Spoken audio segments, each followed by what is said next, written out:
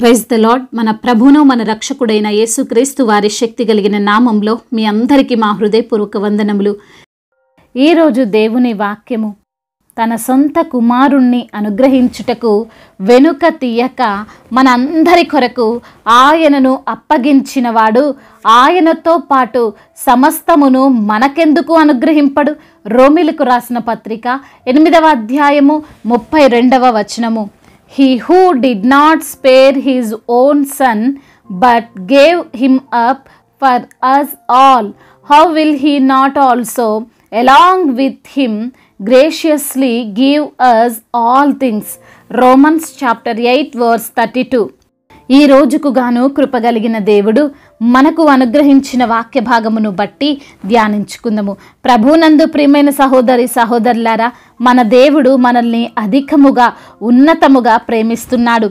ఆయనకు మనమంటే ఎంతో ఇష్టం. ఆయన మన ఎడల కరుణ చూపు వాడును జాలి చూపు వాడును అయ్యున్నవాడు. అటువంటి దేవుణ్ణి కలిగిన మనము కొన్నిసార్లు దేవుడు నాకు ఇది ఇస్తాడా ఇవ్వడా అనే సందేహముతో ఉంటాము. నేను కోరుకున్నది నా జీవితంలో దేవుడు జరిగిస్తాడా అనే ఆలోచన మనకు వస్తుంది. బహుశా ఈ రోజున ఈ మాటలు వింటున్న నీలోనే ఇటువంటి ఆలోచన కలిగిందేమో. దేవుడు నా కుటుంబాన్ని పోషిస్తాడా? నాకు మంచి జాబు ఇవ్వగలడా? నాకున్న ఈ భయంకరమైన అనారోగ్య సమస్య నుండి విడిపించగలడా? నాకున్న ఈ అప్పులు ఆర్థిక సమస్యలను తీసివేయగలడా అనే సందేహములో సంశయములో నీ ఉన్నావేమో. నీ హృదయములో ఆ సందేహమును ఏమాత్రం ఉంచుకోకు, దానిని తీసివేయి. ఎందుకంటే దేవుడు ఈరోజు మనకు లేఖనముల ద్వారా సెలవిస్తున్నాడు. ఆయన తన సొంత కుమారుణ్ణి మన కోసం త్యాగం చేయడానికి వెనుక తీయలేదు. అటువంటిది మిగిలి ఉన్నవి ఏవైతే ఉన్నావో వాటిని ఇచ్చే విషయంలో ఆయన ఎందుకు వెనుక తీస్తాడు చెప్పండి? ఆయన సమస్తమును మనకెందుకు అనుగ్రహింపడు అని పౌలు భక్తుడు మనల్ని ప్రశ్నిస్తున్నాడు. మనం ఈ మాటలు ఆలోచన చేస్తే ఆయన సమస్తమును ఇస్తాను అని అంటున్నాడు. అనగా ఈ లోకంలో ఈ సృష్టిలో ఏవైతే ఉన్నాయో అవన్నీ కూడా ఆయన నీవు అడిగితే తప్పక ఇస్తాడు. లేఖనములు సెలవిస్తున్నాయి, భూమి దానిలో ఉన్న సమస్తము ఆయనదే. ఈరోజు అధికారములో ఉన్న రాజకీయ నాయకులది కాదు, స్థలం కొనుక్కున్న మన పేరున రిజిస్ట్రేషన్ చేసుకుంటున్న మనది కూడా కాదు. ఒక చెట్టు, ఒక పర్వతము ఏదైనా కావచ్చు, ఒక మనిషి స్వాస్థ్యము అసలే కాదు. వాటిని నిర్మించిన ఆ దేవాతి దేవునిది. ఆయన మనము అడిగింది ఇచ్చే విషయంలో పిసినితనం కలిగి ఉండడు. అవన్నీ అడిగినది మనకు ధారాళంగా, ఆయన్ని అడిగినది మనకు ధారాళముగా సమృద్ధిగా దయచేయగల సమర్థుడు అని లేఖనములు సెలవిస్తున్నాయి. మీలో ఎవరైనా మీ సొంత కుమారుణ్ణి ఇవ్వమంటే ఇస్తారా? దానికి బదులుగా మీ ఆస్తిని సంపదను మీరు దాచుకున్న బంగారంను ఇవ్వమంటే ఇస్తారేమో, కానీ తన సొంత కుమారుణ్ణి ఇవ్వడానికి ఎవరు ఇష్టపడరు. అంటే కుమారుని కంటే మీ ఆస్తి చాలా తక్కువే కదండి.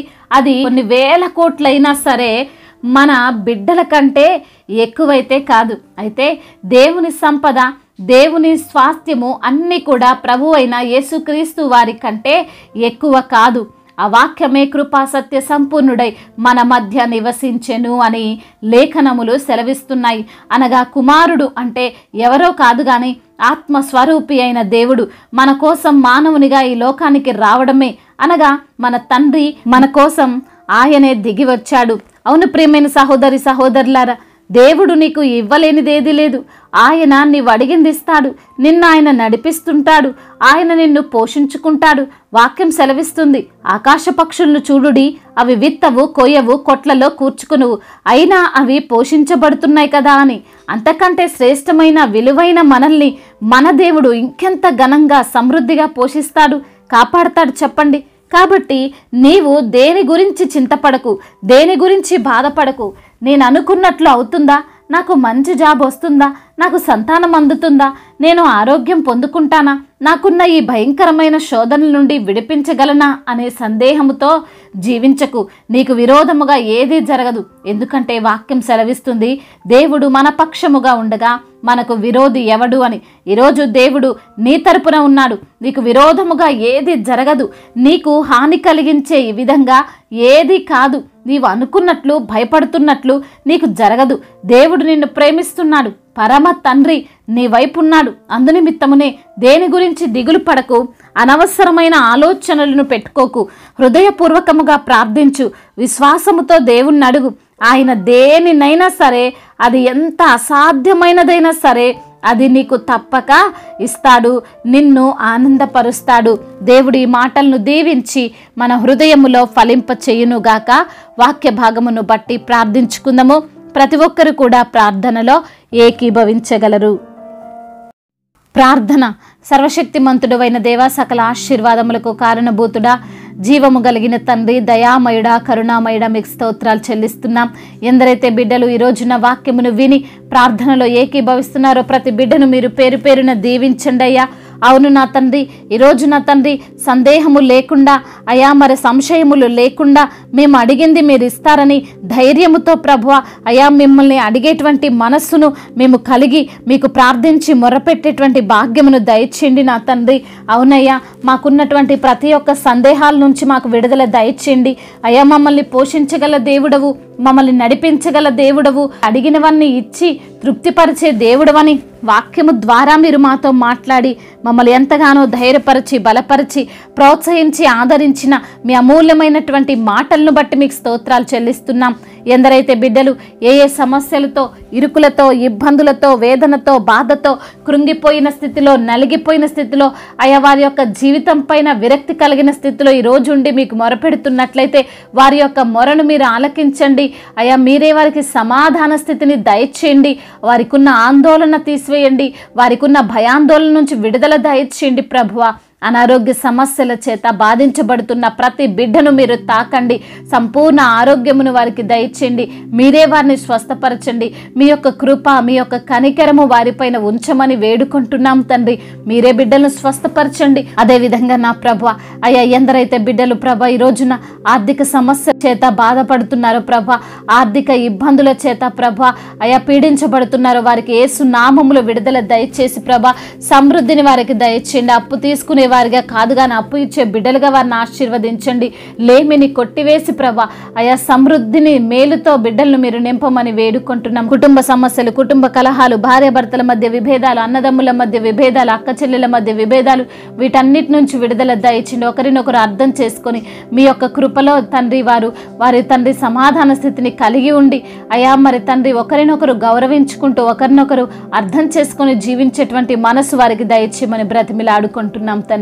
అయ్యా, ఎందరైతే బిడ్డలు ఈ రోజున నలిగిపోయిన స్థితిలో ఉన్నారో ప్రభా, విరిగి నలిగిన హృదయం మీకు ఇష్టమైన బలంటున్నావు ప్రభా, మీరే వారి యొక్క మొరను ఆలకించి వారికి సమాధానం దయచేయండి ప్రభా. అదేవిధంగా వివాహాల విషయంలో మీ యొక్క కృపను అయా బిడ్డల పైన కుమ్మరించండి తండ్రి. వివాహం అన్ని విషయాల్లో ఘనమైనది అంటున్నారు ప్రభా. బిడ్డకు సరైనటువంటి సహకారాన్ని మీరే వారికి అనుగ్రహించండి. మీ యొక్క చిత్తములో బిడ్డల వివాహము జరుగునట్లుగా కృప చూపించమని బ్రతిమిలాడుకుంటున్నాము తండ్రి. అదేవిధంగా ఉద్యోగము లేని బిడ్డలను జ్ఞాపకం చేసుకొని మంచి ఉద్యోగాన్ని బిడ్డలకు మీరు అనుగ్రహించమని వేడుకుంటున్నాం తండ్రి. అయా మీరే బిడ్డలను ధైర్యపరిచి, బలపరిచి అయా మరి వెళ్ళే ఇంటర్వ్యూలో ప్రభా సెలెక్ట్ అవునట్లుగా కృప చూపించమని బ్రతిమిలాడుకుంటున్నాం తండ్రి. అదేవిధంగా చిన్న బిడ్డలను కాచి కాపాడండి. యవన బిడ్డలకు మీరు తోడుగా ఉండండి. యవన వయసులో మీ కాడిని మోసే కృప దయచేయమని వేడుకుంటున్నాం తండ్రి.